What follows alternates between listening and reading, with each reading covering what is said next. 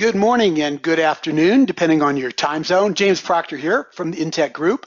And let's go ahead and get started with our webinar, 10 Perilous Misconceptions of Censuring Current State Mapping and Analysis. Now that's a mouthful, but we're gonna unpack that right now. So let's go ahead and get started. A couple housekeeping things as we get started here. First of all, today's event, 10 Perilous Misconceptions, right? This particular webinar, it's like a number of the webinars, and I see there's a lot of people here I know, and thank you for being here, and a lot of new people as well. So thank you as well. Sometimes these webinars are kind of cathartic to me, right? Some things I see in the industry, experience in client situations, and here, and I just like to share some of my thoughts in this regard. One of them has to do with just current state mapping and analysis. Now, I think it's a very core concept. Anytime you're doing business transformational kinds of things, process analysis, process improvement, requirements, transformation, but sometimes people push back on it. And that's really what it's all about, this webinar is all about, is to work with that and maybe debunk some concepts there. So it's going to be a tight 20 minutes, right? Because I find 20 minutes is about the right threshold for people's attention on a webinar. Now, so the formal webinar will go about 20 minutes. Then those of you that would like to stay around for Q&A, please stay as long as you like for Q&A. If you have to leave us after 20 minutes, that's fine. Everybody's going to get a copy of the Q&A questions after the webinar as well, as long as some other things. So post-webinar, you're also going to get a link to the recording version of the webinar, a recorded version. So if you have to leave early, you'll get a link to the recorded version. It might take a couple days for that link to come up because we have to kind of process the video and add a few things to it. A written white paper transcript of Q&A. What I mean by that is we'll take a look at the Q&A and I'll actually kind of write out nice responsive answers to the questions so it has good context. And then an 18-page white paper. The things we're going to talk about today, we only have 20 minutes, but it was based on a recent white paper that I put out there, and it's a very detailed white paper, really going deep in these kinds of concepts. I think you'll like that. And a link to that white paper you'll get very shortly after today's webinar. Also, throughout the webinar, if you have questions, just fire them in. There's a little box where you can submit questions, fire them in, and then when we get to Q&A, I'll take a look at that, and we'll answer it at that point. All right. So let's start off with the word censuring current state mapping and analysis. I struggled to come up with the right word there. What I really wanted to put was diss and shun, but that just doesn't look right in print. But diss, right, is to show disrespect, disparage, belittle, insult, criticize something. Shun is to keep away from, because of motives of dislike and take pains to avoid. So when I use the word censure, that's really what I'm talking about, dissing and shunning the current state process map. Now, the underlying problem that I'm trying to address here is this. Business transformation, and I'm using that as a broad umbrella for a lot of things. Business process reengineering, digital transformation, IT modernization, all those kinds of things. And those are all mainstream strategic initiatives in most organizations. I maintain that sophisticated current state mapping and analysis is essential to successful initiatives, transformation initiatives. Right? Now, I think the vast majority of organizations get that. Right? Most people, analysts, they get that. But every once in a while, I get some pushback, and some pockets of management and staff, and even some business and systems analysts, and want to diss and shun, say, nah, we don't need to do this process mapping kind of stuff. So that's really what I'm going to be talking about here shortly. Right? So the business problem with censuring, dissing, or shunning current state mapping is that it requires sophisticated analysis, business and systems analysis, right? And a lot of times, not a lot of times, if we kind of don't do current state analysis, mapping analysis, our analysis becomes too superficial, lacks context, right, to really get those requirements right. And so the resulting requirements, if we don't do mapping and analysis, they're not sufficiently deep, precise, accurate, thorough enough for solutioning. It's just that simple. That doesn't just mean technical solutioning. It could be low-tech, no-tech changes in process and procedure, right? Or even high-tech and require business system requirements, kind of things. So sophisticated business analysis requires asking the right kinds of questions with the right kind of context, that current state process map, to fully engage our subject matter experts. All right, now, there's a couple components here. The first thing I want to talk about is what I call the 5 essential business analysis questions. Anytime you're doing business analysis, business systems analysis kinds of things, what you're really asking is 5 types of questions. Now, I don't mean these 5 questions, you go to your subject matter expert and say, I've got these 5 questions. It's really conceptually, you're asking 5 questions.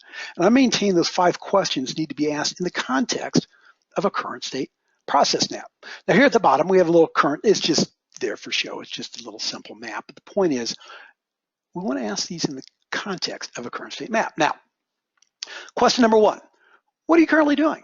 All right, that is essentially the current as-is state. What are we currently doing? How are we doing it? What are the work activities? What's the workflow? What are the underlying rules, procedural kinds of things? That's the basis for deeper analysis. So question number 1 is what are we currently doing? Which then leads us to question number 2. In question number 2, what we're really asking of all the things we're currently doing, what are the things that we're currently doing that we don't need to be doing going forward? All right. Every organization has these kinds of things. There's a lot of things we're currently doing, and if we were to ask the subject matter experts and stakeholders, why are we doing that? A lot of times the question is, I don't know, we've been doing it. That's how we do things, right? So there's a lot of things that aren't particularly efficient, aren't particularly effective, that we've been doing them for many years, but we really don't need to do them going forward. So, but in order to identify those and talk about those and surface them and analyze them and build a case for stopping to do it, we got to have a current state map to be able to even have that discussion. Now, question number 3.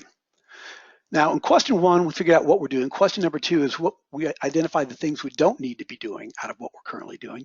So question number 3 is really asking, of the things that we're currently doing that we need to continue doing, right? What are those kinds of things that need to be improved? So there's a lot of things we're currently doing that we're going to continue doing. And as you'll see here shortly, I would say somewhere, even if you're doing very sophisticated transformational reengineering, 60 or 70% of the kinds of things you're currently doing, you're going to be doing in the future state, albeit maybe different ways, different mechanisms, but you're going to continue doing it. So we want to look at that, but you got to have that current map. Now, question number 4, what are the kinds of things that we're not doing that we know we should be doing, but we're not yet doing? Changes in policy and procedures and systems and things like that. All right, so that's a little bit of forward-facing analysis of the things we're currently doing, right? We know we should be doing, but we're not doing. We've got to think about those, right? And how do we kind of evolve and think about those things? The question number 5 is what I call the unknown unknowns. What are the kinds of things that we're not doing that we should be doing, but we don't know we should be doing, but if we knew to do them, we would if we could. Now, go back and review those 5 questions because that provides a very important context for deeper analysis or performing analysis and asking the right kinds of questions and engaging those subject matter experts. All right, so with that said, let's just jump in now to our 10 perilous misconceptions. Now, misconception number 1. I hear it from time to time. Hey, we already know what we're doing. We know what we're doing. So let's, we don't need to focus on what we're currently doing. Let's just focus on what we need to be doing going forward. Now, the problem with that statement is, right, it's, the question is, who is we? Is it staff? Is it management? Is it who is we here? And do they really know what they're currently doing? I maintain that people know different things in different ways, and it's not consistently known. A lot of the hands-on staff, right, they kind of know the things they're doing and how they do the things they're doing, but they don't always know why they're doing it. Sometimes management has a sort of a picture of why things are going on, but they don't necessarily know how it's being performed. If you have 5 people doing a similar kind of thing, I guarantee there's variation in the way they're doing it. And even that said, most deep business information is primarily maintained in the minds of the people doing the work. Right? We call that tribal tacit knowledge.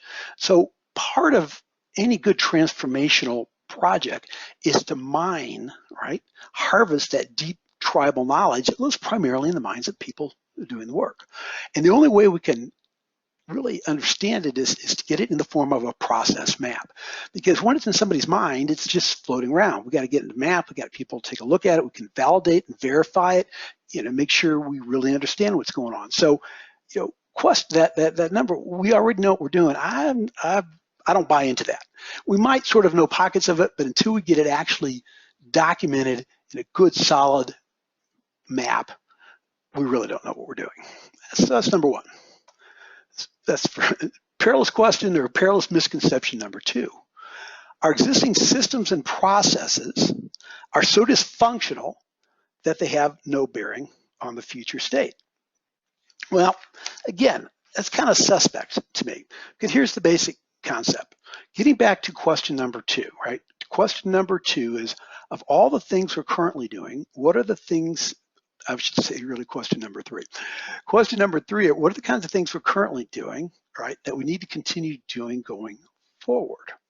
And I would say, 60, 70, 80% of what you're currently doing, you're going to continue doing going forward in some way. So even though your existing systems are somewhat dysfunctional and maybe the processes aren't particularly efficient or effective, the concept of what they're trying to perform still remains going forward. So I just don't buy into it that just because our systems and processes are dysfunctional, they don't provide any basis. They provide tremendous basis of knowledge.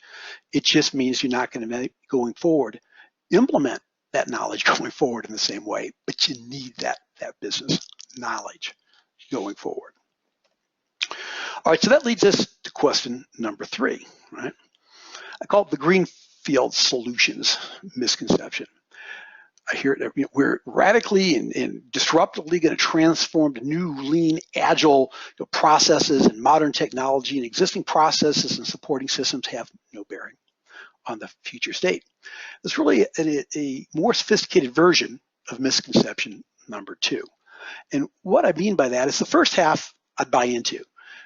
We're going to radically disrupt and we're going to transform and new, lean, agile processes and modern technology. That's great. That's what we want to do. That's good transformational kinds of things.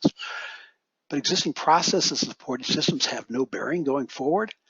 Again, the concept here is that they do, because there's tremendous business knowledge in those existing systems, embedded in the requirements, embedded into the functionality, embedded into our policies and procedures and these kinds of things. Tremendous business knowledge. And going forward, 60, 70, 80% of what we're currently doing, we're going to conceptually continue doing going forward. Now, albeit we're going to transform it radically, we're going to be much more efficient, we're going to be much more effective, but conceptually, a big part of what we're currently, it's not like radically transforming means we just scrap everything going forward. No, we're going to do things in new and radical ways. But a lot of what I've been doing this stuff for a long time, and a lot of what we're doing conceptually, we're going to continue doing. Now, an example I like to use here is this. Let's just say we're in maybe the property and casualty insurance business, auto insurance, maybe more specifically. Now, maybe one of our insureds gets into an accident.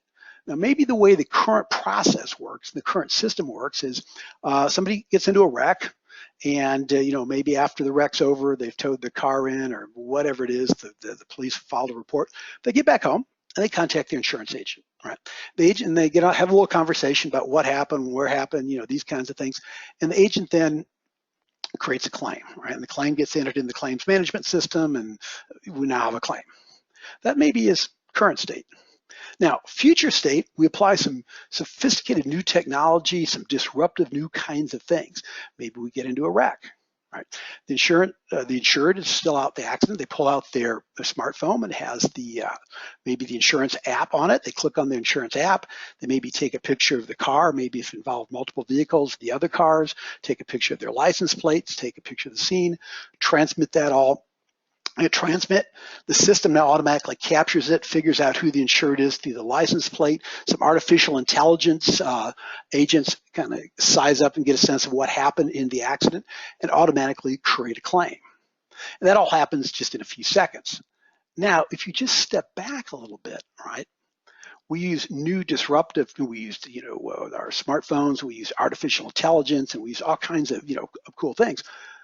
But the underlying business rules really are pretty stable. We still had to recognize the accident site. We had to recognize who the insured is. We had to set up a claim. All those things still had to happen. It just happened in a new, highly automated, sophisticated way. So that's my point when I say what we're currently doing often, right, going forward, we're still doing. And we would still need to know what the underlying business rules of the current state so we can radically, right, enable them in a future state. All right, perilous misconception number 4. We're we're an agile organization. We can't be constrained by business process. All right, now, actually, that's an upcoming webinar in a couple of weeks about the whole myths of Agile. And I'm a big advocate of Agile, don't get me wrong. I'm not being critical of Agile, but there's some myths in and around Agile as well. Now, the point I want to make for the purpose of this webinar is saying that an organization is Agile and actually being Agile is a different concept. And the statement, we can't be constrained by our processes, is just absurd. Matter of fact, to be Agile, you need high-performing business processes, highly effective, highly efficient. Now, part of that discussion of getting high-performing processes is, and there's a prior white paper, you go back to the website and download, but I talk about splitting the atom of the work activity. As we look at the business process, we look at the process map, and look at the activities in the workflows. We look at each activity and ask ourselves, what portion of that is knowledge and judgment based and what part is rules based? Because one of the things you'll find as we deconstruct our business processes, there's a lot of work that it appears to be knowledge and judgment based, but actually if we dig in a little bit deeper, we actually could distill it down to a set of rules and policies and things like that. And so the more we can distill it down to rules and policies, we can automate it and these kinds of things. Things that are more knowledge and judgment oriented, we actually now can help enable those through artificial intelligence and some other techniques like that. The point is, we need high-performing processes to be highly agile organizations. So the big takeaway I want you to get from number 4, like all of these 10, we go into detail, or I go into detail in the white paper, all right? But so you get that white paper shortly afterwards. But the point I want to make here is this. The issue with an agile organization, if we have high-performing processes, is not the process, it's the organizational mechanisms for recognizing change in the environment, right? A lot of things are constantly changing in an organizational environment. New regulations and legislation, changing customer demands and requirements, changes in economic conditions, lots of things happening. And so the agility is really about an organization recognizing changes in an environment, right? And then quickly responding. Now, in order to quickly respond, we need high-performing processes, but agility is really more constrained by an organization not recognizing the need for change rather than implementing it if we have high-performing processes. Number 5, we're using industry standard best practice templates. In other words, we don't really care about our current processes. Going forward, we're just going to use some industry standard best practice templates. Now, nothing wrong with that. I'm a big advocate of using industry standard templates to glean business knowledge. Now, what I mean by industry standard templates, doesn't matter what industry you're in, what process you're looking at. Consulting firms, software vendors, industry trade associations, they have a lot of best practice standards and templates and things like that. The point I want to make here is look at those as input, right, to your future state, not specifically your future state, because that provides guidance for where you want to go and very excellent guidance, but you have to look at those, look at what are we currently doing, how they mesh together, what is it that makes us different and unique. So I'm a big advocate of industry standards and templates, but just adopting a template as is, no, it's just an input. Just as the current state map and the analysis you do as an input, industry standard templates is another input to help guide what the future state needs to look at. Number 6, enterprise software is a silver bullet. Now, the concept of a silver bullet is something that has to, it's kind of a surefire, can't miss solution. Now, the word silver bullet, and I debunked this myth in my book, Mastering Business Chaos, for many of you have read that. But it comes from the 1700s. There's a blacksmith in France, as the story goes, that created a silver bullet to kill this monstrous wolf that was terrorizing the French countryside. Well, it's a myth, and I debunk it. But the point is, same here, I want to debunk it in terms of what we're doing here. Now, before I say that, I want to be real clear. I'm a big advocate of vendor enterprise software solutions. There's excellent vendor enterprise software solutions out there, and very excellent. They incorporating a lot of good standards and best practices. They've already built, so we know they work, they're extensible, they can be maintained. A vendor probably has a wide variety of customers and clients, so there's continual feedback coming in to evolve and adapt. So big advocate of vendor solutions. Right. Now, but for the purpose of this, it's not a silver bullet. Or to think about it this way, if all you had to do to be successful in your particular industry is implement best practices as incorporated by enterprise software from your vendor, then there's no differentiation. Anybody could get into the industry and everybody could be good because we're all using the same standards and practices and concepts. That's crazy, right? It's a lot like the templates. There's tremendous business knowledge in that vendor software, excellent business knowledge, but then we have to take that and we have to add our own secret sauce. And what are the kinds of things in our organization that make us unique and different, that set us apart from our competitors, right? So we have to adapt the software, configure the software, and our business processes to deliver whatever that unique value proposition is, all right? So the takeaway there, I'm a big advocate of vendor enterprise software, but you gotta add your own secret sauce to it. Number 7, our people are simply too busy to engage in current state mapping and analysis.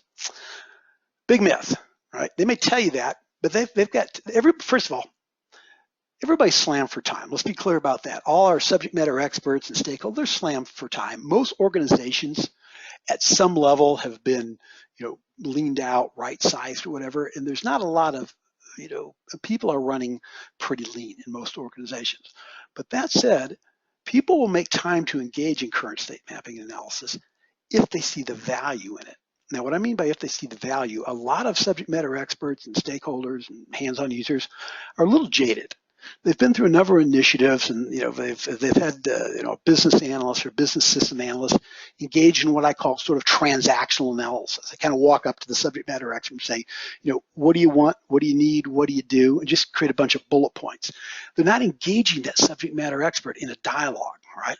So what happens is I call it, here's a business analyst is coming our way. Let's all duck for cover before they find us, because they're going to ask a bunch of questions and they're going to create some bullet points that come back and say, this is what you said and what they said and we said, and it just, so they're going to end up implementing systems and processes that don't really have any bearing on what we want. So they've had a bad experience from that perspective. My point here, the takeaway is subject matter experts, stakeholders, they'll engage, but you got to engage them in a meaningful way. And you can't do it with bullet points and text. The process map is an extraordinarily engaging, right, artifact. People can instinctively, immediately see their process in it. They can discuss it. They can talk about what's missing, what's not there. It's an important common frame of reference. It's just that straightforward. Current state mapping and analysis will cause anxiety among staff. Big myth there, because one of the issues there, or I'd say one of the misconceptions maybe is the way to look at it, is that there's really a couple parts to that. The first is, how do I want to say this? That people might resist, right? They say, some people think, well, they're going to cover all this deep knowledge, they're going to mine that tribal knowledge, it won't be as valuable to the organization, right? The first problem is that's not true. Most people are so slammed for time. Most people, if they could figure out a way to have some work taken out of their plate, particularly, remember question number 2, what are the kinds of things that we're currently doing that we don't need to be doing going forward and we need to stop doing? Well, that's the kind of thing that we're talking about there. All right, if we can take that off their plate, you're making friends. All right, the second concept there is the feeling that maybe it'll cause anxiety among staff because the process, the things they're doing, they know aren't particularly effective or efficient. See, my position is most people know that what they're currently doing is not particularly effective and efficient, and most people know that for an organization to be successful, right, they got to have high performing processes, and generally they also know that they're not the root cause of what they're doing, right? The processes they're performing, the systems they've inherited, they're doing things they have to do. So, they understand that it's important to engage to move forward. So I just simply don't buy that it causes anxiety. Matter of fact, I'll go the opposite end of that. I'll say Current state mapping and analysis relieves anxiety and is very cathartic. People get to actually talk about, they can see their process. They're talking to somebody that understands the issues they're dealing with. They understand why it's inefficient and where they're ineffective and what the kinds of things. And it relieves tremendous anxiety when they're able to have a discussion about that. Number 9, we tried current state mapping and analysis in prior projects and it was not successful. So my question would be there is, why? Why was it not successful? What do you mean? What's your metric for not being successful? Right? So here's a couple issues I find in there. One of the issues is when we're mapping processes, a lot of times organizations will assign kind of their junior analysts, junior business analysts to do mapping. I would say take the opposite approach. I'd have your most senior people engage in current state mapping and analysis. It becomes the foundation. Remember the 5 questions. Question number, what are we currently doing? It's the foundation for everything else. And I want a very senior person in there, engaging those subject matter experts very deeply, getting that map right, getting that map, the processes, the procedures. Think about it as getting the foundation right. So if it's a very junior person, they're not going to be able to engage the subject matter expert in a very meaningful way. They're not going to get the map laid out in a particularly effective way. And it just frustrates the users, creates a lot of issues in it. So use senior, not junior people. Now, also, I say delegating mapping to the subject matter experts. I see it happen from time to time. They say, well, let's delegate subject matter mapping to subject matter experts because they're the most closest to it. Well, there's a couple problems with that. One is they don't have any background experience on how to map, so they create all kinds of crazy things. 2, it's just one more thing that's been added to their current, their current workload, and so it's sort of the last thing that gets done. And it's that kind of there's a word for it, confirmation bias, right? That sometimes they don't really objectively map things as deep as they need because they're not engaging somebody in a critical conversation. So that can lead to bad outcome in mapping as well, right? Using ad hoc methods. There are some good standards for mapping, the BPML notation, a few other notations as well. But when people use kind of ad hoc, whimsical methods, right? And I look at a lot of crazy process maps and I ask people, what do these symbols mean? They go, I don't know. This is what the circle, square, rectangle. Sometimes they have lightning bolts, and I just talk right. The person creating the map doesn't even understand what the symbols mean because they just sort of made them up. I would highly encourage you to do good industry standard symbols. It's just that simple. All right, number 10. Current state mapping and analysis drives future state. It doesn't.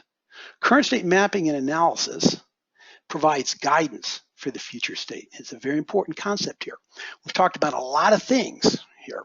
We've talked about looking at templates. We've talked about debriefing subject matter experts. We've talked about a lot of concepts here. Your current state map is a foundation by which to evolve going forward. Remember, question number 1, what are we currently doing? That's our current state map. Question number 2, what are the kinds of things we're currently doing that we don't need to be doing? Question number 3, of what we're currently doing that we need to be doing going forward, how do we do it better? Right, question number 4, what are the things we know we need to be doing but not doing? Question 5, what are the things we need to be doing but we don't know we need to be doing? So we start with that current state map as a foundation to evolve forward. Now, a little best practice tip or concept to think about there as well.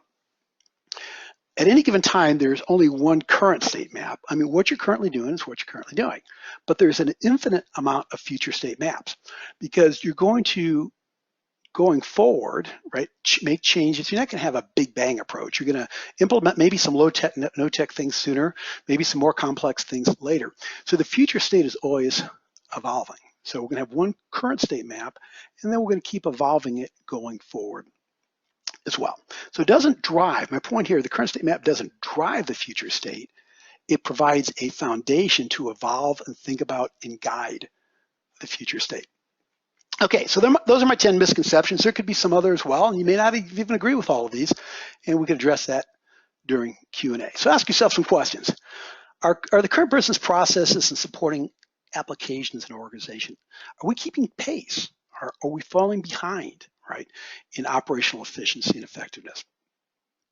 Do the team members, do we have the techniques, the methods, the critical thinking skills to rapidly identify and drive that future state analysis, right? Are we able to develop and clear, concise, accurate requirements going forward? Now, if not, what are the consequences? But if we can, what are the benefits? All right, so let's get set up for Q&A. So while Chandra's going to get set up for Q&A for me over here, just a couple things here. Up on the screen is our core competencies. We do consulting services. The orange arrows speak to things we talked about in the webinar today. We have a very, very strong consulting practice. Nationwide, we do staffing for business analysts, business systems analysis.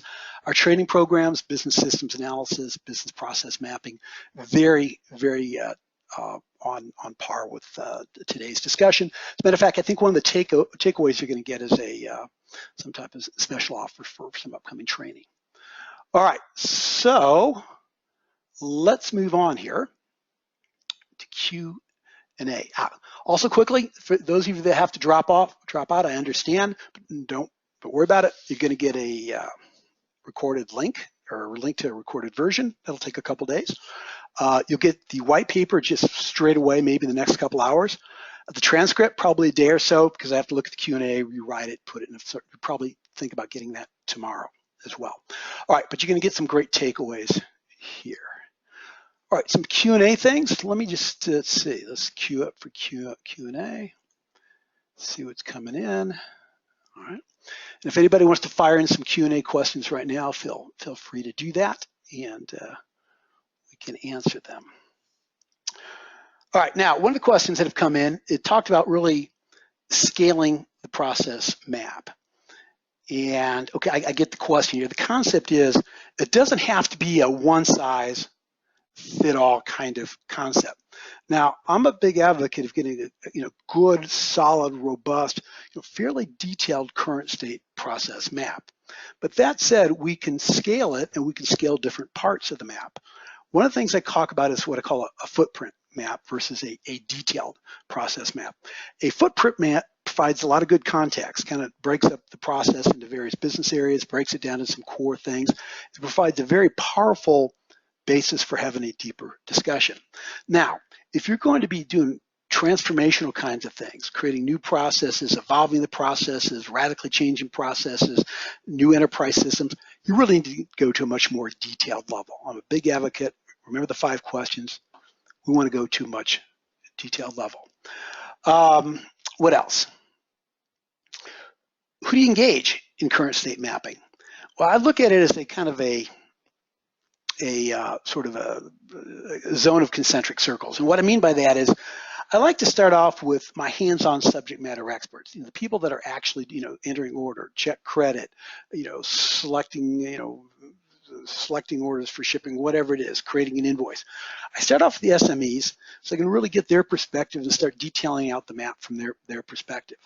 Then I like to kind of look upstream and downstream, have people that come in upstream and downstream in the process to see, verify both sides. Then I like to have supervisors and managers. I like to engage them after I've created a fairly stable map, because they may be looking at it from a different perspective. They may have some insights that maybe hands-on people don't know, but I want to engage them after I think the map is fairly stable. All right, another question that came in, the concept of how about if we're moving into a new business area, right? Completely new business space, and process doesn't exist. All right, now let's break that down. Most of the time, unless you're a high-tech startup with a completely new space that's never existed before, and that's a possibility, but most of the time, if you're an existing organization and you're evolving into a new product line, there's things that exist, right? So what I would start off is what I call visioning a future state map. The people that are involved somewhere along the way, somebody made a decision to move into a new product line or to a new area. So let's start by visioning that and just create what I call kind of a straw map for starting purposes, right?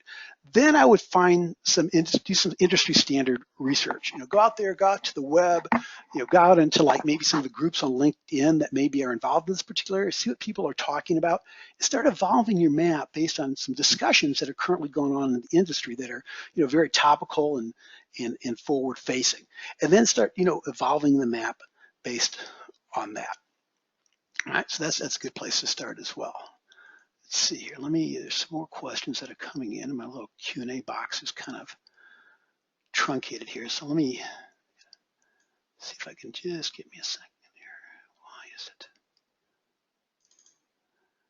All right, some more questions coming in. Just got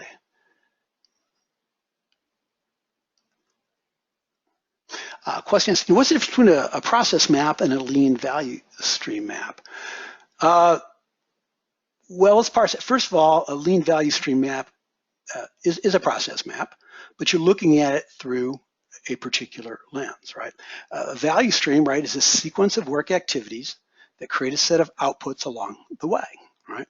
Now, so the concept of, we talk about, one of the white papers, I go deep into the concept of lean, by the way, so you can download that white paper, but the concept is looking at effectiveness and efficiency.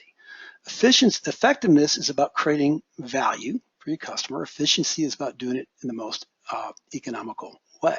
So the concept of a value stream is just looking at the sequence of work activities and how each work activity along the way increases the value, right, of the product or service being performed. It's just that straightforward. It's a process map.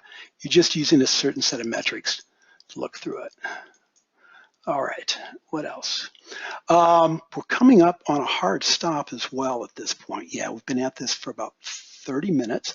Any other final questions or concepts anybody wants to fire in? All right. Otherwise, we'll put these in I'll put the Q&A into a transcript. We'll get it for you. All right, well, let's do this. Let's call it a day here.